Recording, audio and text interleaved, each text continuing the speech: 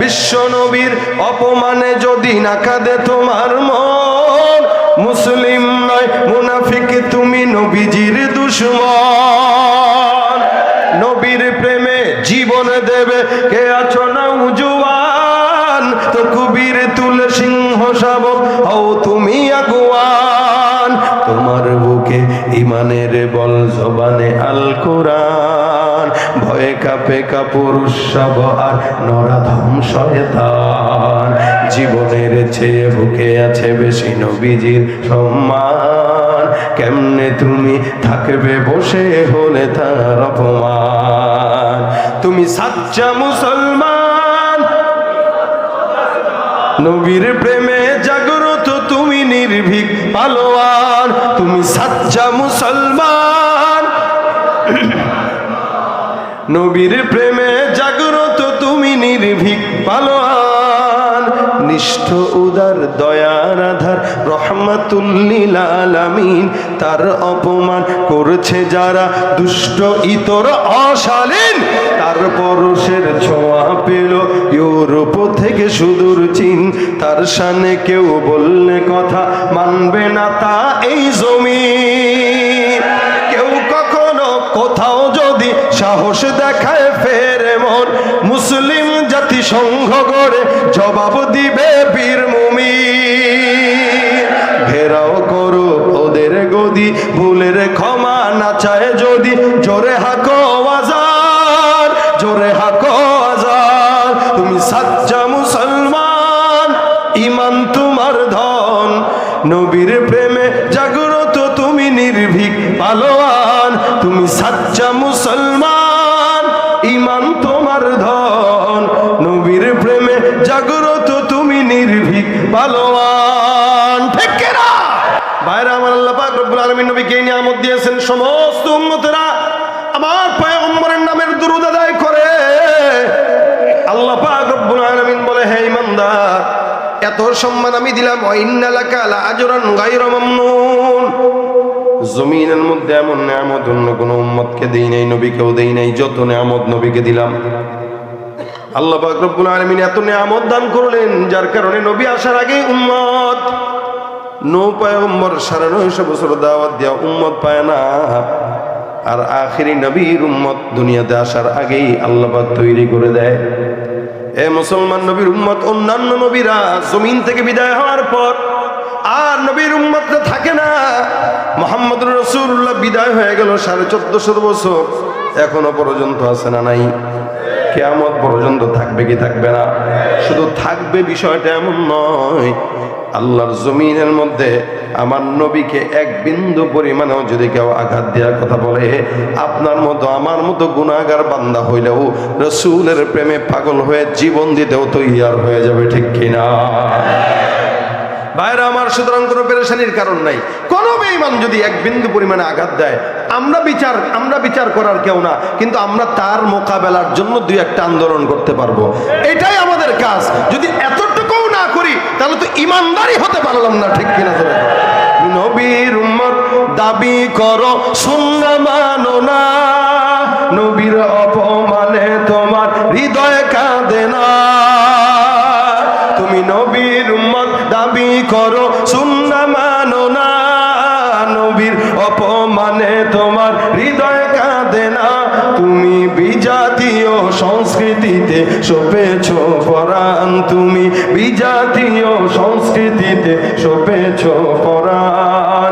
কেমন মুসলমান তুমি, কেমন মুসলমান? ঠিক কিনা? নামাজের সাথে নাই পরিচয়, মানো না কোরআন, নামাজের সাথে নাই পরিচয়, মানো না কোরআন। তুমি তুমি কেমন মুসলমান? তুমি রমজান এলে রাখো না রোজা, দিনকে করো আঘাত, পয়সা করির নেই তো অভাব, দাও না তো যাকাত। রমজান এলে রাখো না রোজা, দিনকে করো আঘাত, পয়সা করির নেই তো অভাব, দাও না তো যাকাত। তুমি ইমানদারির বড়াই করো, নেই তোমার ইমান, ইমানদারির বড়াই করো, নেই তোমার ইমান। তুমি কেমন মুসলমান? কেমন মুসলমান। নামাজের সাথে নাই পরিচয়, মানো না কোরআন। নামাজের সাথে নাই পরিচয়, মানো না কোরআন। তুমি কেমন মুসলমান, ঠিক কিনা? নবীর প্রেমে পাগল যারা, তারা নবীর জন্য শাহাদাত বরণ করতেও তৈয়ার হয়, ঠিক কিনা? আল্লাহ পাক রব্বুল আলামিন এই নবীকে এত সম্মান দান করলেন, অন্য নবীদের জন্য নবীর উম্মতটা মারা যাইতো না, নবীর জন্য নবীর উম্মতটা জান দিত না, কিন্তু মুহাম্মদুর রাসূলুল্লাহ সাল্লাল্লাহু আলাইহি ওয়াসাল্লামের জন্য সাহাবারাও জান দিয়েছে, এখনো পর্যন্ত জান দেওয়ার জন্য তৈয়ার। লিল্লাহি তাকবীর। হে মুসলমান, নবীর উম্মত শুধু নবীর জন্য নয়, এদেশের নবীর অসংখ্য আলেমে দ্বীন উম্মতরা যারা আছে, উম্মতের উলামা ইকরাম, আল্লাহওয়ালা আকাবির পীর বুজুর্গানে দ্বীন যারা, তারা নবীর আশিক, এই সমস্ত নবীর উম্মত উলামা ইকরামদের জন্য এদেশের মুসলমান জীবন দিতে তৈয়ার হয়ে যায়। নবী তো দূরের কথা, নবীর জন্য তো 100 বার দিবে। উম্মতের উলামা ইকরামদের জন্য জীবন দেওয়ার মতো হাজারো জনগণ এই দেশে আছে। এটা নবীর অন্যতম মুআজিজা, নবীর অন্যতম মুআজিজা। নবী নাই কিন্তু জীবন দেনওয়ালা মানুষের অভাব নেই। নূহ পয়গম্বর দাওয়াত দিলেন, উম্মত নাই, কিন্তু আমার নবী দুনিয়াতে না আসার আগেও উম্মত চলে আসছে। ইয়ামানের বাদশা, নাম হলো তুব্বায়ে হিময়ারি, বিশাল বড় বাদশা। রাসূল তখনও জমিনের মধ্যে আসেন নাই। একবার মদিনার শহরের মধ্যে উনি ওনার একজন গভর্নরকে প্রেরণ করেছেন। বুঝতেছেন তো ইনশাআল্লাহ? কষ্ট হইতেছে না তো ইনশাআল্লাহ? আমি টেনশন নাই, আমি এমনিও ওয়াজ করি কম, তো এই অল্প ওয়াজে ইনশাআল্লাহ বরকত হবে। কথা দীর্ঘ কিন্তু আমল নাই, এটার চাইতে কথা অল্প কিন্তু আমল হবে, এটা বেশি জরুরি। এই জন্য কম কথা হোক আমল হোক বেশি, কম কথা হোক আমল হোক বেশি। আল্লাহ পাক তৌফিক দান করুন। দেখেন, নূহ পয়গম্বর কি বলে, ইয়ামানের বাদশাহ তুব্বায়ে হিময়ারি গভর্নরকে প্রেরণ করছেন কোথায়? মদিনায়। কোথায়? মদিনায়। যে কোনো একটা বিচার কার্যক্রম সম্পাদনের জন্য মদিনায় পাঠাইছে। তো মদিনার মানুষ এর হত্যা করছে। গভর্নর হত্যা করে, এটা অপরাধ রাষ্ট্রীয় আইনে। তো হত্যা করার পরে ইয়ামানের বাদশা এটা শোনার পরে তার মেজাজ খারাপ হয়ে গেছে। এত বড় সাহস! মদিনার নাম তো মদিনা ছিল না, কি ছিল? ইয়াসরিব ছিল। ইয়াসরিব, ইয়াসরিবের মানুষ যেহেতু ইয়ামানের গভর্নরকে মারছে, ইয়ামানের বাদশার মেজাজ গরম হয়েছে যে ইয়াসরিব শহরকে জমিনেই রাখবে না, ধ্বংস করে দিবে। যার কারণে একটা দল গঠন করছে, রওনা হয়ে গেছে এই নিয়তে যে আজকে রওনা দিলাম, মদিনায় যাব আর মদিনার সব মানুষকে মেরে মদিনারে উড়া দিব। এটা হলো তার ইচ্ছা। তখনকার জামানার যারা পাদ্রী ছিল, বাদশা ছিল, এই বাদশাদের সাথে ওই কিতাবের পাদ্রী থাকতো, আলেম থাকতো, ডাক্তার থাকতো। এগুলো দরবারি, মানে দরবারের প্রয়োজনে কিছু আলেম, কিছু ডাক্তার, কিছু এই সেই গণক টনক থাকতো। মদিনার মধ্যে যখন ঢুকতেছেন কে? ইয়ামানের বাদশা তুব্বায়ে হিময়ারি।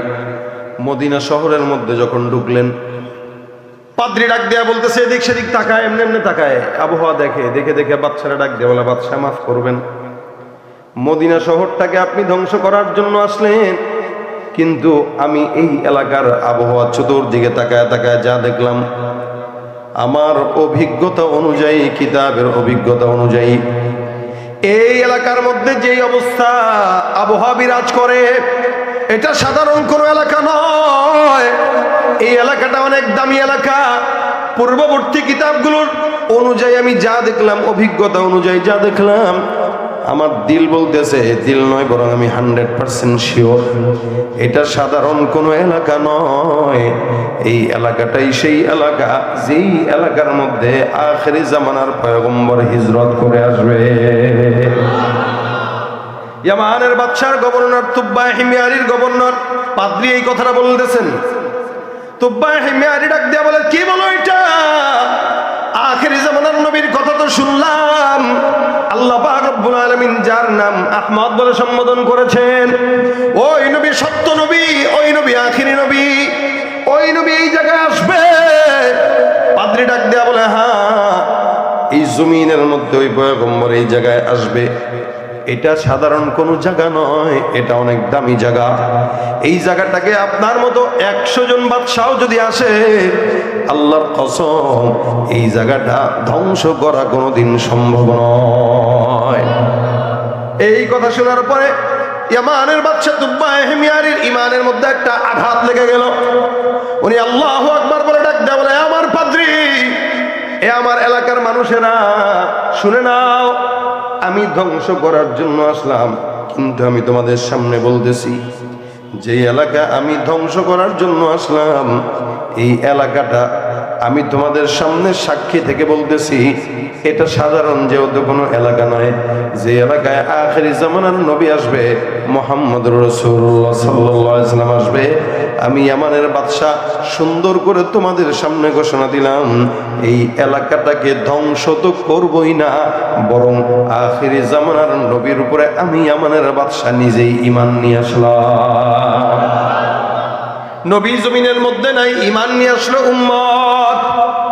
সুন্দর করে একটা চিঠি লিখলো, চিঠিটার মধ্যে সুন্দর করে সাবলীল ভাষায় লিখলো, আমানতু বিকা ওয়া বিকিতাবিকাল্লাযী উনজিলা আলাইক ওয়া আনা আলা দীনিকা ওয়া সুন্নাতিকা ওয়া আমানতু বিরাব্বিকা ওয়া রাব্বি কুল্লি শাই ওয়া আমানতু বিকুল্লি মা জাআ মিন শারাইল ইসলাম ফাইন আদরাকতুকা ফাবিহা ওয়া নি'মাহ ওয়া ইল্লাম উদরিককা ফাশফা' লি ওয়া লা তানসানি ইয়াওমাল কিয়ামাহ ফাইন্নী মিন উম্মাতিকাল আউয়ালিন। এতটুকু একটা চিঠি লিখলো। লেখার পরে সুন্দর করে চিঠিটা বাস করে ওই জায়গায় একটা 2 তলা বিল্ডিং করলো। কয় তলা? 2 তলা। এখানে 2 তলা এখনই নাই। ফেরাউনের সেই পিরামিড দেখলে তো এখন বর্তমানের সভ্যতাও পেরেশানিতে পড়ে যায় যে কেমনে সম্ভব ছিল এত উঁচা। এগুলো আগেও ছিল, সিস্টেম ভিন্ন, শুধুমাত্র আল্লাহ পাক করে দিছে, উন্নত আগেই ছিল। ইয়ামানের বাদশা একটা ঘর বানাইলেন 2 তলা। উনি বলেন নিচতলায় তোমরা থাকবা, এক দলকে আমি রেখে দিলাম, যা খাবার দাবারের টাকা লাগবে সব ইয়ামান থেকে নিয়ে আসবা, নিচতলায় তোমরা বসবাস করবা। 2 তলার মধ্যে আখিরি জামানার নবী যদি এই জায়গায় আসে, তোমরা ওনাকে এই জায়গায় রাখতে দিবা। যেহেতু ওই নবী হিজরত করে কাফেরের যন্ত্রণায় হিজরত করে মক্কার জমিন থেকে মদিনায় আসবে, আমার নবী যেন কষ্ট না পায়, নবীকে 2 তলায় রাখবা। আর নবীর কাছে আমি অধমের তরফ থেকে এই চিঠিটা আমার নবীর কাছে দান করে বলবা আমি তার উম্মত। দেখেন কত বড় একটা মহাব্বত। নবীকে দেখে নাই, কিন্তু নবীর উপরে ঈমান নিয়ে এসে ঘর বানায় দিলেন, চিঠিও লিখে দিলেন সুন্দর করে, আমানতু বিকা ওয়া বিকিতাবিকাল্লাযী উনজিলা আলাইক। চিঠি লিখে লোকজনকে রেখে বাদশা চলে যায়। এই ঘটনার পর 100 বছর পার হয়ে গেল, এখনো আমার নবী আসে নাই। 200 বছর পার হয়ে গেল, নবী আসে নাই। 300 বছর পার হয়ে গেল, নবী আসে নাই। 400 বছর পার হয়ে গেল, নবী আসে নাই। 500 বছর পার হয়ে গেল, নবী আসে নাই। 600 বছর পার হয়ে গেল, নবী আসে নাই। 700 বছর পার হয়ে গেল, নবী আসে নাই। 800 বছর পার হয়ে গেল, আমার নবী এখনো আসে নাই। 900 বছর পার হয়ে গেল, এই মাত্র আল্লাহ পাক রব্বুল আলামিন পয়গম্বরকে জমিনে মাত্র পাঠাইলেন। বলেন সুবহানাল্লাহ। কয়শো বছর? নবী আমার 900 বছর পরে আসলেন। 900 বছর আগে আমার নবীর উম্মত রেডি। এ মুসলমান, যেই নবী দুনিয়াতে আসেন 900 বছর আগে উম্মত রেডি। ওই নবী সাধারণ কোন নবী নয়, সারা জমিনের মধ্যে আকায়ে নামদার, মদিনা কা তাজদার, শাফিয়ে মাহশার, আল্লাহ পাক রব্বুল আলামিন যাকে সাকিয়ে কাউসার বানাইছেন, ওই নবীকে সম্মান দিতে যায় 900 বছর আগেই নবীর উম্মতকে আল্লাহ পাক জমিনে রেডি রেখে দিয়েছেন। হে মুসলমান, নবীর উম্মত, এটাই হলো নবীর আশিক। আল্লাহ পাক রব্বুল আলামিন নবীর ইশক মুহাব্বত কতটুকু উম্মতের মধ্যে দিলেন। এই বান্দাটা 900 বছর আগে ঈমান নিয়ে আসার পরে যখন আমার পয়গম্বর জমিনের মধ্যে আসলেন, আল্লাহ পাক রব্বুল আলামিন 40 বছরের পর নবুয়তি দান করলেন। এরপরে মক্কার জিন্দেগি কষ্টের জিন্দেগি, কষ্ট সহ্য করতে করতে পয়গম্বর যখন আর পারে না, আল্লাহ পাক আদেশ দিয়া বলেন, রাসূল এখন যাও, তোমার জন্য আর মক্কার জমিনটা অবশিষ্ট বাকি নাই। তুমি এখন হিজরত করে সবকিছু ভিটেমাটি ত্যাগ করে মদিনায় যাও। আমার পয়গম্বর মক্কার দিকে তাকায় আর কেন্দে কেন্দে ডাক দিয়া বলে, কাবা, আমি তোমার থেকে ভিক্ষুক হয়ে আমি ফিরে যাই, তোমার এখান থেকে লাঞ্ছিত হয়ে আমি মদিনায় যাই, আমি আবার তোমার কাছে আসব, তবে বাদশা হয়ে ফিরে আসব। আল্লাহর নবী মক্কা থেকে ফকির হয়ে গেলেন, তবে বাদশা হয়ে মদিনার জমিন থেকে আবার মক্কায় ঢুকলেন। মদিনার মধ্যে যখন আমার পয়গম্বর চলে যান, মক্কার কাফেররা আঘাত দেয়। মদিনার ছোট ছোট বাচ্চারা নবীর জন্য পাগল, মদিনার নারী পুরুষরা নবীর জন্য পাগল, মদিনার মুসলমানরাও নবীর জন্য পাগল, আমার মদিনার কাফের ইহুদিরাও পর্যন্ত নবীর জন্য পাগল।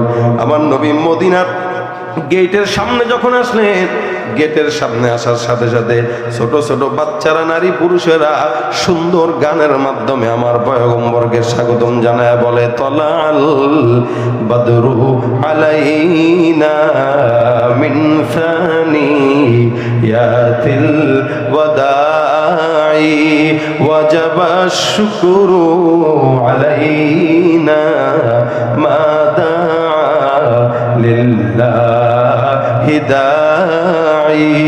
আল্লাহু আকবার।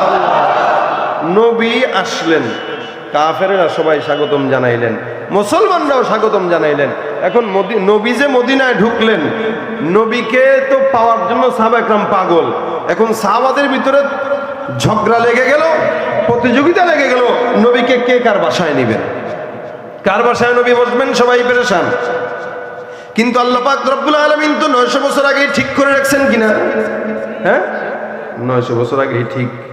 নবী ঢুকলেন, একজন এদিক দিয়া টানে আর একজন ওদিক দিয়া টানে। ইয়া রাসূলুল্লাহ, মেহেরবানি করে আমার ঘরের মধ্যে তাশরীফ আনেন। আমার পয়গম্বর সবাইকে ডাক দিয়া বলে, আমার সাহাবা একরামের দল, আল্লাহর রাস্তে তোমরা উটের রশি ধরে টানাটানি করো না। কারণ কি, আমি নিজেও জানি না আমি কোন জায়গায় বসবো। আমার আল্লাহ পাক আমার উটকে জানায় দিয়েছেন আমি মুহাম্মদুর রাসূলুল্লাহ কোথায় বসবো। খবরদার খবরদার, উটের রশি ধরে টানাটানি করার কোনো দরকার নাই। নবী করিম সমস্ত মদিনাটা একবার টহল দিলেন। উটটা এবার ওই 900 বছর আগে এই গড়া যেই ঘর, ওই ঘরের সামনে এসে একটু সুন্দর করে কি যেন চিন্তা করে আল্লাহর আদেশে উটটা ঘরের সামনে বসে পড়লেন। সুবহানাল্লাহ। বসাইলেন কে? উটটা ঘরের সামনে বসলেন, নবীজি নামলেন। ঘরের সামনে থেকে একজন সাহাবী বের হয়, যার নাম সাহাবী আবু আইয়ুব আনসারী রাদিয়াল্লাহু তাআলা আনহু। সুন্দর করে চিঠিটা নিয়ে আমার পয়গম্বরের সামনে হাজির।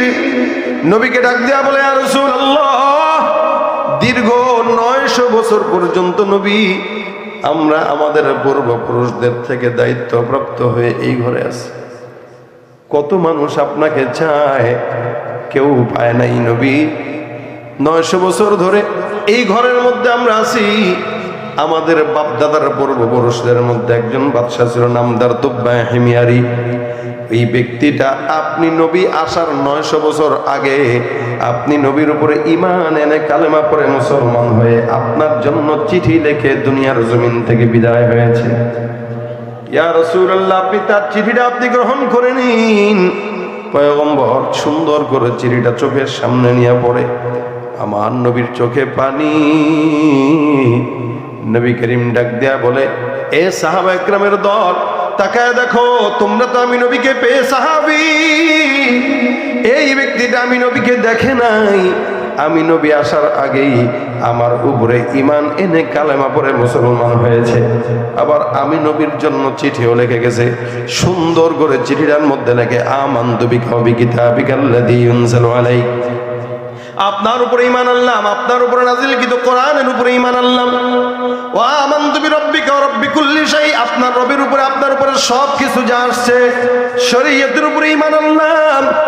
এরপরে নবী আপনি শুনেন, জমিনের মধ্যে ফাইন আদরাকতুকা ফাবিহা ওয়া নি'মা, জমিনে যদি আপনাকে আমি পেয়ে যাই, এটা আমার জন্য বিশাল বড় একটা নিয়ামত।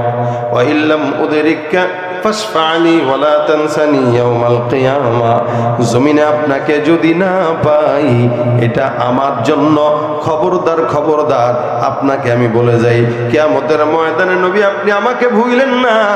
কারণ কি, আমি হলাম আপনার সমস্ত সর্বপ্রথম উম্মতদের মধ্যে একজন উম্মত। সুবহানাল্লাহ। সর্বপ্রথম উম্মত হইলাম আমি, আমার বিশ্বাস আর কেউ এরকম প্রথম উম্মত হইতে পারে নাই। সুতরাং নবী আমার মতো না খানদার আপনি ভুলেন না, আমি আপনার সম্মান দিয়ে ঈমান আনছি। নবী বলেন 900 বছর আগে যেই সাহাবী আমার উপর ঈমান আনছে, আমি নবী বলতেছি জান্নাতে যখন আমি যাব সর্বপ্রথম আমার সাথে এই উম্মতটা জান্নাতে ঢুকবে আমার ডান পাশে থেকে। আল্লাহ নবী বলেন আল মারউ মা মান আহাব্বা, যার সঙ্গে যার মহব্বত সে তার সঙ্গে জান্নাতে যাবে। মহব্বতটা নবীর সঙ্গে আছে তো ইনশাআল্লাহ। যুবকদের চেহারার দিকে তাকাইলে মনে হয় না নবীরা মহব্বত করে, দেখলে মনে হয় ইহুদি নাসারাদেরকে মহব্বত করে, যার কারণে যুবকদের চুলের ডিজাইনটাও ইহুদিদের মতো, ঠিক কিনা? চতুর্দিকে টাক্কু, মাঝখানে চোখা মুন্সি।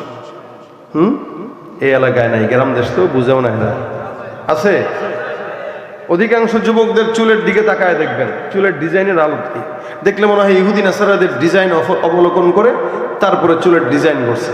আরে আপনি মিয়া আমল কম থাকলেও রসুলের মহাব্বত যদি থাকে তাও তো রসুলের সাথে জান্নাতে যাবেন। আরে মহাব্বত কম থাকলেও পোশাকটাও যদি রসুলের মতো থাকে তাও নবীর সাথে জান্নাতে যাবেন, কারণ আপনার পোশাকটা নবীর মতো, আপনার পোশাকটা নবীর মতো। কবরে যাওয়ার পরে যদি দেখে দাঁড়িয়ে আছে মুখে, আল্লাহ ফেরেশতারা বলবে আল্লাহ চেহারা তো রসুলের মতো দেখা যায়, রসুলেরও দাঁড়িয়ে ছিল ওরও দাঁড়িয়ে আছে, রসুলের সুন্নত ছিল ওরও সুন্নত আছে। আল্লাহ বলবেন যার সঙ্গে মিল আছে তার সঙ্গে জান্নাত দিয়ে দাও, পরে কথা হবে। যার সাথে মিল আছে তার সাথে দিয়ে দাও, পরে কথা হবে। বলে পরে কখন হবে? কখন হিসাব নেওয়া হবে তখন। হিসাব নেওয়ার পরে যদি দেখে আমল কম, আল্লাহ বলবেন একবার যাকে জান্নাতে দিয়ে দেই তাকে তো আর বের করি না। দেখেন চোর যদি চুরি করে টুপি পাগড়ি পরে মানুষ মারলেও কম মারে, কেন? এই পাগড়ি পরে এই অন্যায়টা করছে, তার মানে আসল চোর না, হয়তো স্বভাবে বেরাও করে নাই, অভাবে বেরা করছে, এই কারণে মারলেও কম মারবে।